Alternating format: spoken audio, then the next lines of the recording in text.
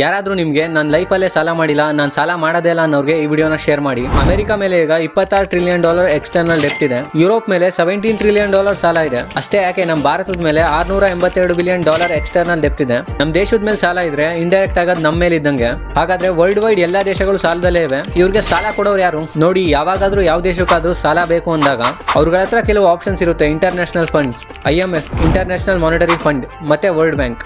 ಅನ್ಕೊಳ್ಳಿ, ಇಂಡಿಯಾದಲ್ಲಿ ಒಂದು ರೈಲ್ವೆ ಪ್ರಾಜೆಕ್ಟ್ ಸ್ಟಾರ್ಟ್ ಮಾಡಬೇಕು, ಆದ್ರೆ ಇಂಡಿಯಾದ ಹತ್ರ ದುಡ್ಡಿರಲ್ಲ. ಅವಾಗ ಇಂಡಿಯಾ ವರ್ಲ್ಡ್ ಬ್ಯಾಂಕ್ ಹತ್ರ ಹೋಗಿ ಸಾಲ ತರುತ್ತೆ.